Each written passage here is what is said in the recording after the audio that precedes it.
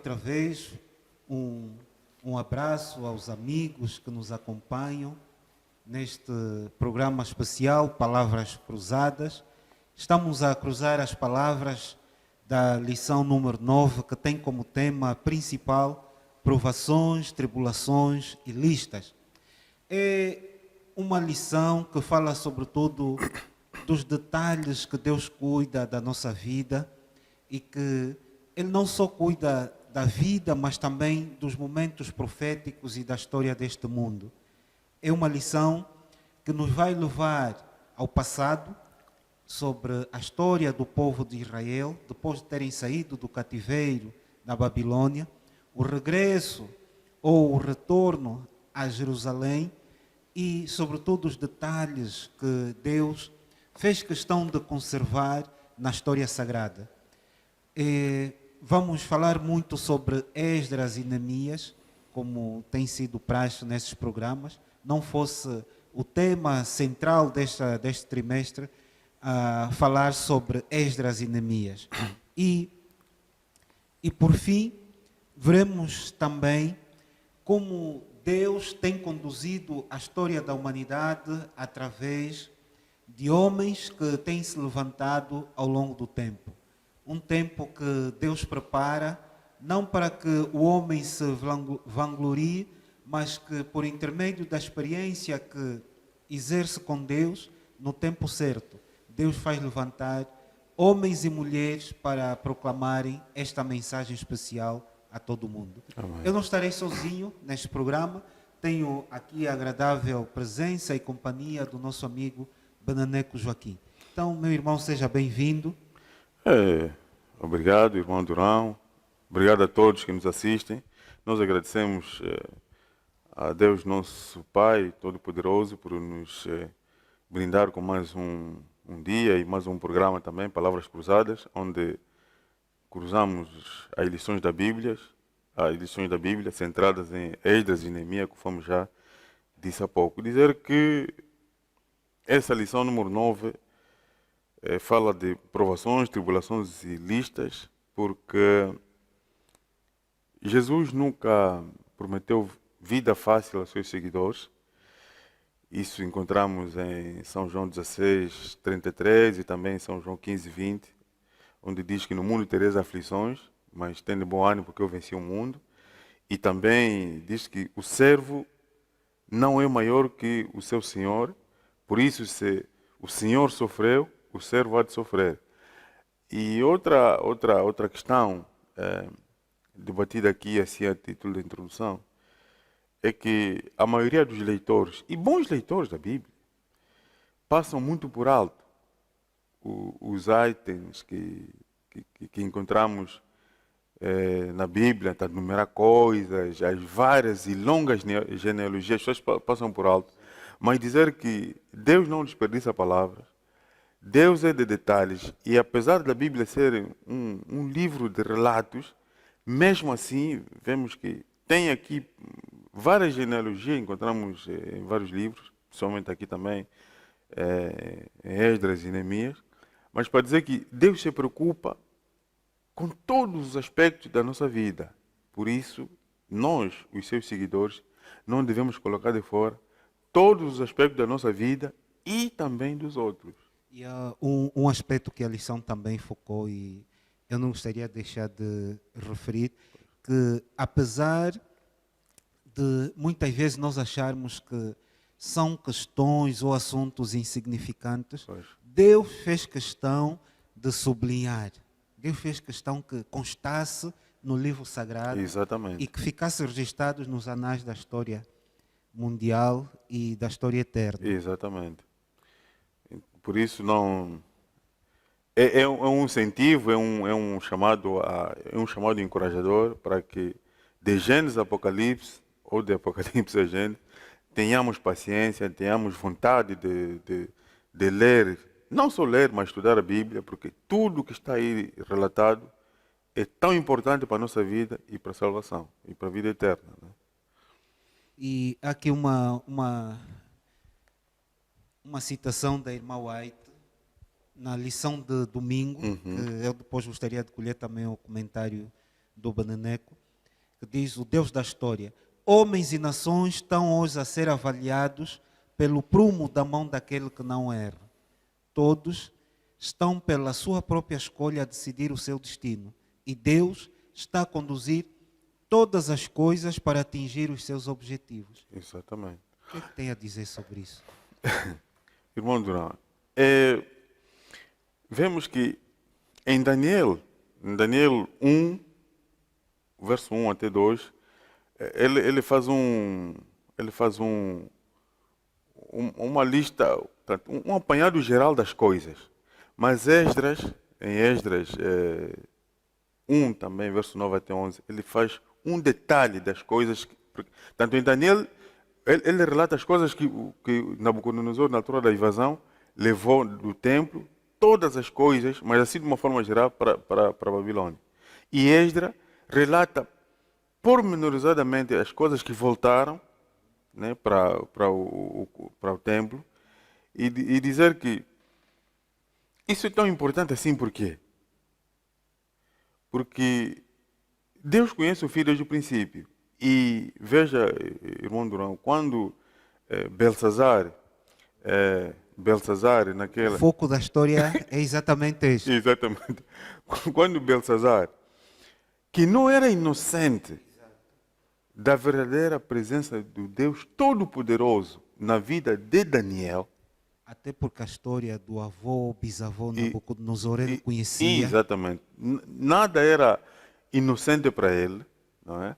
Ele era filho de Nabonides. Nabonides devia ser o rei assim efetivo, mas preferia viver lá, cuidar mais do campo, cuidar da sua vida mais além. Por isso é que ele, depois das orgias, depois daquela festa de carne, podemos assim dizer, onde ousou desonrar o Deus Todo-Poderoso usando os objetos do templo que Nabucodonosor, Objetos sagrados. Nabucodonosor, seu avô, sempre os conservou. É claro que os tirou de Jerusalém, mas posto em Babilônia os conservou.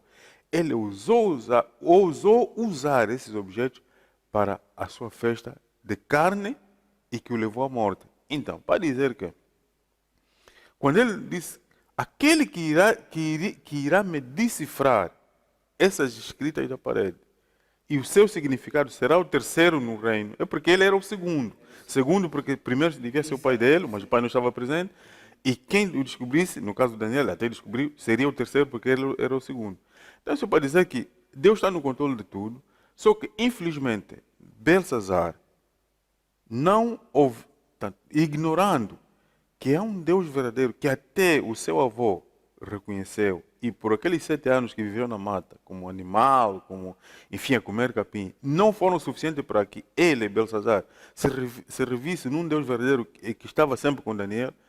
Teve um fim trágico, culminando com a cedência forçada do reino da Babilônia para os medos e persas. E aqui há um detalhe que Daniel, por esta altura, ainda estava vivo. Exato. E o rei sabia da presença de Daniel e o Deus que Daniel adorava. Exatamente. Das várias maravilhas que Deus tinha operado na vida daquele homem, mas o que acontece? Diz que o profeta Daniel estivera sempre presente, mas tinha sido ignorado. Exatamente. Depois vê, quando perdemos o senso da santidade de Deus e da sua presença na nossa vida, caminhamos por um trilho acompanhados por complicações, problemas e tragédias, ou seja, um trilho que culmina Com a na morte. morte. Sim, foi isso. Lá ficou Mene, Tekel, Parzim, que pesado, foi achado em falta, e o teu reino foi dividido ou destroçado, entregue aos persas. Então, era a sentença de morte. Portanto, usando... Porque, é assim, tem-se dito que para aquilo que já sabemos que é certo, seria bom se não dessemos costas ao Espírito Santo para seguir o que é certo. O que aconteceu? Nem com o exemplo do avô dele aprendeu, e mais do que isso, ousou pôr de parte as advertências que provavelmente, nem por escrito ou não, mas Daniel, e temos ali um capítulo na Bíblia que Nabucodonosor deixou, Sim, o de tudo, capítulo 4 4, foi o único que não foi que escrito não por foi, Daniel. exatamente, Sim, nem isso ele ousou seguir, e o fim, não porque Deus tem cedido, não porque Deus está interessado na morte de não, qualquer um, mas não. o resultado de nossos atos, quando não são aqueles que vão com a do Senhor, terminam infelizmente na morte. Por isso é que homens e nações estão hoje a ser avaliados pelo prumo da mão daquele que não erra. Exatamente. E a experiência que aquele reino viveu na pessoa do rei Belsazar, que não seja a nossa experiência. Exatamente. Porque, por vezes, fica-nos fácil pensar que, como era um rei pagão, Deus teve um juízo imediato. Mas o mesmo pode acontecer conosco. Exatamente. Nosso tempo de vida, o nosso tempo de graça é para ser vivido com responsabilidade. Exatamente. Porque chegará um dia que, tal como o juízo chegou ao rei Belsazar, poderá ou chegará de certeza também a vida de cada um de nós. E neste momento vamos passar para uma outra lição importante nas suas cidades, Exato. onde Neemias lançou sortes para que o povo habitasse em Jerusalém ou em outras cidades. Exato. E aqui podemos dizer também mais uma vez que Deus preocupa-se com detalhes com que nós poderíamos não nos preocupar. Mas Exatamente. viver em Jerusalém, viver em Samaria, Qual é que a diferença? importância tem? Qual é a diferença? Há diferença nisso? Adorar uma igreja batista, adorar numa igreja pentecostal ou numa igreja adventista, que diferença isso faz na Seu nossa Deus vida? é um. O Deus é um e nós podemos adorar. Se for o sábado ou o domingo, será que faz alguma diferença na minha vida? Então, é sobre este assunto e vou só dar aqui mais uma nota que diz que a geração atual, aquela de Neemias, construiu sobre as realizações da geração anterior. Poxa. Embora a tarefa fosse complicada, cheia de barreiras e não fosse completada tão brevemente como eles gostariam que tivesse sido. Então, cada grupo empenhou-se na realização de diferentes tarefas efetuadas em momentos diferentes, mas o resultado foi impressionante. Poxa. É dizer que no passado e no presente, Deus tem sempre um povo. E a preocupação que Neemias teve das pessoas poderem, poderem viver em Jerusalém é porque Esdras e Neemias eles eram estudiosos da palavra de Deus e conheciam as profecias. E sabiam muito bem que das 12 tribos de Israel, dos resultantes dos filhos de Jacó, da aliança que Deus fez com Abraão, 2 tinham sobrado. E são essas que, a sua maioria, foram parar no exílio em Babilônia e que um bom número tinha regressado. E falando das profecias, é porque Deus estava a cuidar todo o caminho para que da tribo de Judá viesse o Messias prometido. Por isso, era em Jerusalém, sim, que as pessoas deviam habitar e não em outras cidades. Porque aqui não é, eu acho que devo viver em Samaria, eu acho que devo viver naquela cidade porque tudo pode ser a mesma coisa. É o que Deus pede para nos fazer. Será que eu estou disposto para ter Jesus, Deus, como meu Senhor, ou apenas o gosto como meu Salvador? O Senhor ordena, não é? Exatamente. E isso muitas vezes nós temos dificuldades em cumprir. Então, vamos fazer uma breve pausa para ouvirmos uma música para animar ainda mais o nosso programa. Vou deixar então o Beneneco anunciar este momento especial. Pois vamos ouvir uma bela música. É sempre gentileza da nossa Igreja do Sétimo Dia de Aventes, programa sexta-noite, e dessa vez será a aprazível voz do nosso querido irmão João Pereirinha no título Escolhas. A nossa.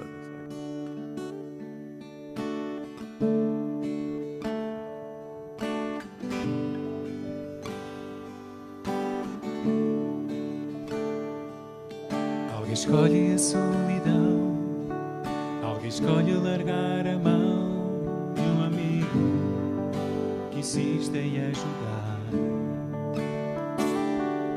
Alguém escolhe perder o amor, alguém escolhe sentir a dor, quando pode ter alguém no seu lugar. Alguém escolhe a tempestade, quando pode ter o sol. Quem não escolhe água fresca para beber, se perdido no deserto, sem saber o rumo certo, olha agora para as escolhas que já fez.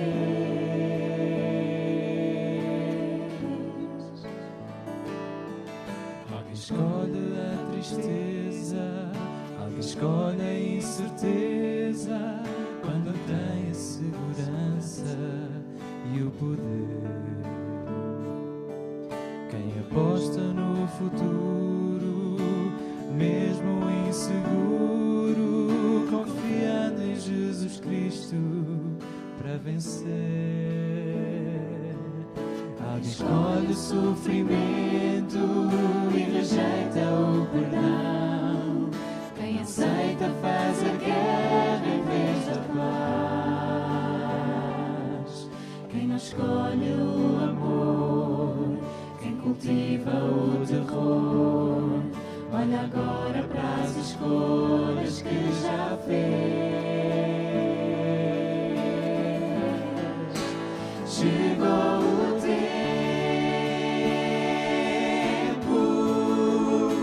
chegou a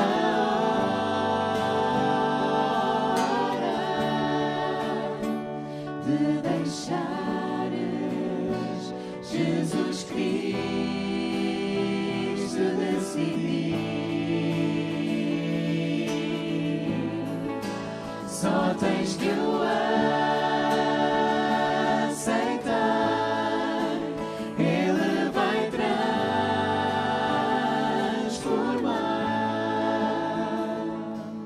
as escolhas que tu vais fazer para seres feliz.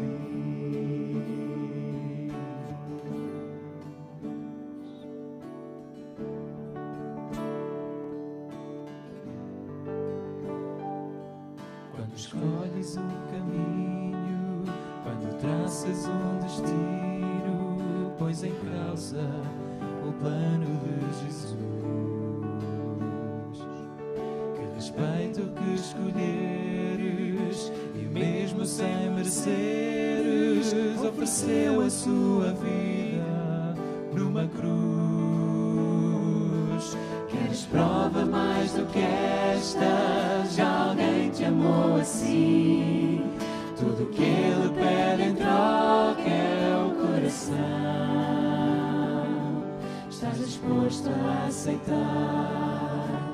Queres começar a experiência de uma escolha por Jesus? Chegou o tempo, chegou a hora de deixares Jesus Cristo decidir. Só tens que o aceitar, Ele vai transformar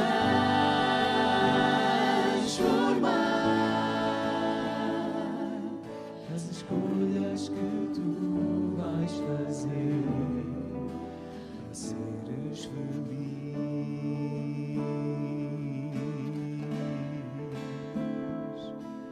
As escolhas que tu vais fazer para seres feliz.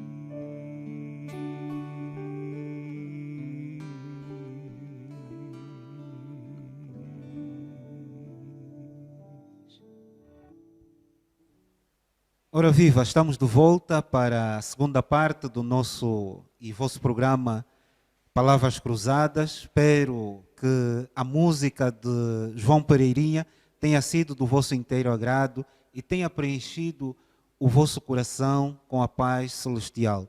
Voltando para o tema que estamos a estudar Exato. do nosso programa, da lição 9, vamos falar de terça-feira. Onde estão os sacerdotes? Que nós vemos que houve um pequeno problema. Depois de existirem alguns retornos, porque os retornos foram 3, Exato. não é? Nós vimos que uma classe importante para o processo da adoração no templo, Exato. que são os levitas, muitos decidiram não voltar. Exato.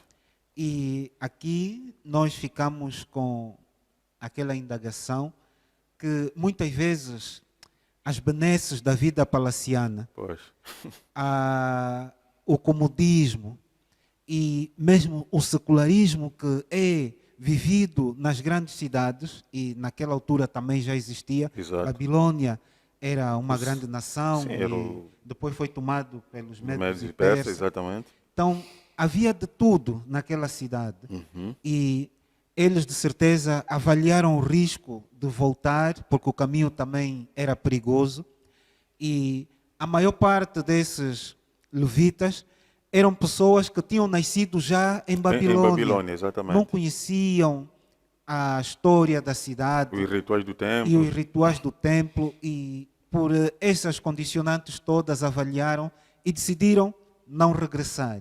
Então, eu gostaria também de colher o pensamento do Beneneco sobre onde estão os sacerdotes, por que é que não quiseram voltar, que implicações isso teve no serviço do templo, bem assim como no programa divino que tinha sido previamente estabelecido. Exatamente. Dizer que Deus tem o controle de todos os movimentos dos países, dos governos, das nações e das pessoas individualmente.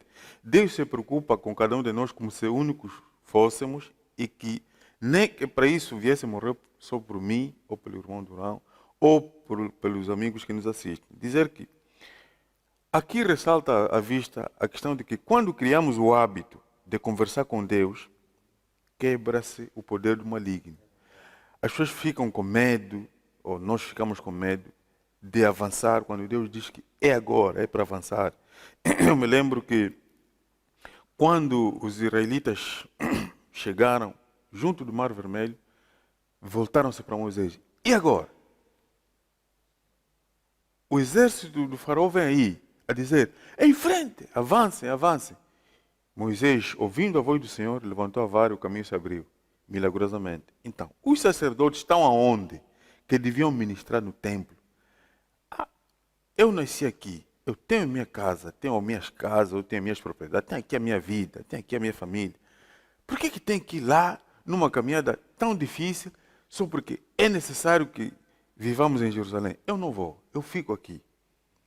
E nisso, irmão Durão, acrescentar aqui, essa questão, onde estão os sacerdotes, para além de fisicamente eles não estarem em Jerusalém, exige-se que daqueles que depois foram, porque ali uma estatística de que Neemias conseguiu um grupo e Esdras também conseguiu um outro grupo, aqueles que pudessem depois se dispor a estar em Jerusalém e ministrar, até porque só podiam ministrar no templo os da linhagem de Levi, tinham que ter um padrão de santidade mais elevado que o povo. Ou seja, os pastores, os dirigentes do povo de Deus, têm uma fasquia mais alta para responder, ou assim diz o Senhor, porque, querendo ou não, o povo sempre tem olhos postos nos líderes. Por isso, onde estão os sacerdotes? Não só estarem na igreja, o que é a primeira tarefa, mas para além de estarem lá fisicamente, tem que estar também espiritualmente na igreja. E tem que ser grandes condutores de homens. Exato.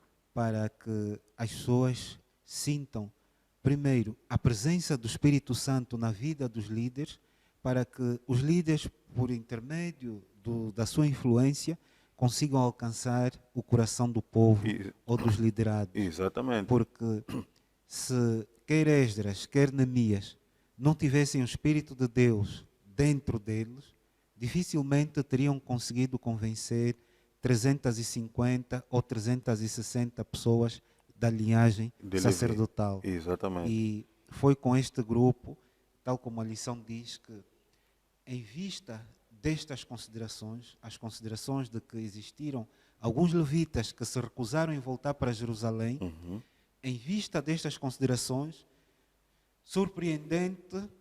é surpreendente que Esdras tenha sido bem sucedido em convencer quase 2.000 famílias a retornar ao seu país de origem com os seus irmãos. Exatamente. Então vejam que o poder de Deus sempre esteve acima das contrariedades que o próprio inimigo colocou na história da salvação.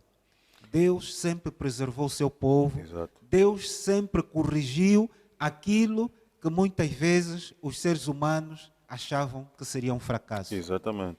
Porque para Deus não existem imprevistos, para Deus não existem surpresas, porque Ele só não conhece a história, mas também controla o futuro. Exatamente. E aqui temos mais uma evidência de que, apesar das dificuldades, nós devemos sempre confiar neste Deus que, para além de soberano, é onisciente, é omnipresente e faz tudo para a nossa salvação. Exatamente. Só que queria dar aqui uma nota que dissemos há pouco que Esdras e Neemias estudavam as profecias e esse chamado para os sacerdotes também tem que ver com o que João escreveu em Apocalipse, onde Deus, né, Jesus Cristo disse: diga ao meu povo para sair de Babilônia, sai dela, povo meu, para que não sejais participantes de suas maldades. Então, era preciso que os sacerdotes saíssem de Babilônia para irem mesmo para Jerusalém, porque a cópia de Jerusalém, né, celestial, era preciso que o povo fosse preparado em Jerusalém terrestre para depois ter condições de receber o Messias, que na altura no tempo deles era o prometido, mas para nós já teria vindo e foi. E depois, eu queria dar aqui uma passagem de um sábio que diz que a água não sobe acima da caixa onde estiver. Ou seja, para o nível de santidade de quem dirige o povo tem que estar sempre um pouco mais acima, porque senão é aquilo que diz: onde não há sabedoria, o povo se corrompe. E quem é que deve dirigir o povo à sabedoria? São os líderes. E aqui não é por acaso Jerusalém, porque Jerusalém é o lugar onde Deus habita. Exatamente. E não é por acaso que na nova terra, a cidade santa, a capital, será chamada de Nova Jerusalém. Amém. Porque é o lugar onde Deus habita. Exatamente. E é o lugar onde eu e você deveremos estar. Amém. Então, fuja de Babilônia, saia da corrupção do mundo e permita que em Jerusalém Deus possa influenciar o seu coração de maneira que eu e o irmão, eu e a irmã que nos ouve, desenvolvamos uma relação tão próxima com Deus que, estando nós vivos ou mortos, quando Ele regressar, tenhamos condições espirituais Exatamente. de ressurgir do pó da terra e abraçar esse Jesus que nós tanto amamos. É verdade. Porque estas palavras não são palavras apenas de alguém que não tem mais o que dizer, mas é de alguém que vive e sente o cristianismo e tem o desejo forte de um dia estar com Cristo na eternidade. Amém. Então eu faço esse convite também a você que nos ouve, a você que, sem saber porquê, está a assistir esse programa, mas Deus tem um projeto especial, Deus tem algo especial para a sua vida. É verdade. Então faça planos, estude a Bíblia, acompanhe os programas da Igreja do Barreiro. Se tiver alguma necessidade, venha, nos procure, que nós temos as portas abertas para recebê-lo. Exatamente. E falando um pouco da lição de quarta-feira, o Beneneco já deu alguns pormenores. Pois. Eu gostaria apenas de dizer o seguinte, que aqui, humilhado perante Deus, muitas vezes nós ao fazermos aquilo que é a santa vontade de Deus, nós temos que ter o cuidado para não contrariarmos aquilo que Deus prometeu na sua santa palavra. E Exatamente. vejam vocês que Neemias teve uma escolta a protegê-lo, mas Esdras já não teve a mesma sorte. Exato. Porque se Esdras pedisse uma escolta, estaria a contrariar o que antes ele já tinha dito. Os irmãos estão a ver? Exatamente. Então precisamos de ter esse cuidado, porque a nossa palavra deve ser sempre sim, sim e não. Pois. Porque se nos contradizermos naquilo que é a mensagem da pregação, aqueles que nos ouvem ficarão confusos e dificilmente aceitarão a mensagem da salvação. Exatamente. Jesus diz que quem comigo não ajunta, espalha. Então, quem não é por mim é contra mim. Por isso, somos humilhados, mas não desamparados. Somos humilhados, mas não devemos desanimar, porque nem Jesus, por um momento, nos deixará, ou deixará que sejamos derrotados. Porque eu venci o mundo. Tende bom ânimo. No mundo tereis aflições. Eu vos enviarei outro Consolador. Estará convosco. Eu estarei convosco até a consumação dos séculos. E a tarefa de ser seguidor de Cristo não é fácil. Nunca foi e nunca será enquanto Jesus não voltar. Mas o que é que devemos fazer então? As pessoas podem perguntar isso. Então o que é que devemos fazer?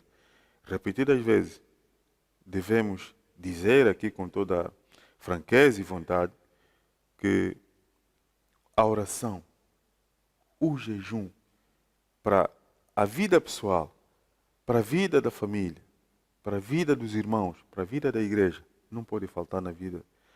E como parte dos hábitos ou do cardápio, podemos assim dizer, de um bom cristão. Devemos orar, buscar a Deus, e tenho aprendido nesses últimos dias que num mundo tão secularizado que nós estamos, com tanta confusão, com tanta informação, com uma velocidade, em tempos ouvimos aqui numa pregação que estamos a viver uma geração 4.0, a caminho de uma geração 5.0. Se não buscarmos a Deus, são os conselhos que eu tenho ouvido pessoalmente para mim. Se não buscarmos a Deus logo pela manhã, ou seja, ou de madrugada, a madrugada dentro, quando nós despertarmos, ou quando Deus permitir que despertemos para o trabalho, para as coisas dessa vida, já não vamos conseguir falar com Ele. E se não conseguimos falar com Ele, o que vai ser das 12 horas que Deus coloca à nossa frente? Não vamos conseguir, é trabalho, é isso, põe isso aqui. Então, devemos buscar com humildade a presença de Deus, porque quem vive corretamente, quem anda no caminho de Deus, que é uma estrada de espinho, incomoda aquele que vive incorretamente. Porque todos estes itens que o Beneneco acabou de elencar é que vão produzir em nós a tão almejada experiência com Deus. Exato. Oração, estudo da Bíblia, o jejum, o testemunho. Exato. Tudo isso é que vai produzir em nós uma experiência tal que, tal como diz a lição de quinta-feira na Cidade Santa, nos dará o passaporte de entrada nesta cidade. Porque o nosso maior desejo é um dia estarmos com Deus, não apenas para 1000 anos, não, mas para vivermos com Ele por toda a eternidade. Amém. Porque nós, como filhos e filhas de Deus, só precisamos de duas coisas. Precisamos de ser pessoas dedicadas e consagradas ao Senhor. Exatamente. Tal como aconteceu com Neemias e Esdras. Eram pessoas dedicadas e consagradas ao Senhor. Porque se isto acontecer na minha vida, na sua vida, então teremos meio caminho andado para recebermos esse Rei Salvador que nós tanto ansiamos. Na Cidade Santa. É verdade, na Cidade Santa, que é Jerusalém. Exatamente. A Nova Jerusalém. É a cidade onde Deus habita. Exatamente. E que estas palavras possam encontrar guarida no meu e no vosso coração. E que o Senhor Jesus seja recebido e acatado entre nós. Que Ele, meus irmãos, seja entronizado no nosso coração para sempre. Amém. Que seja para nós uma oração e a vontade do nosso Deus. Amém.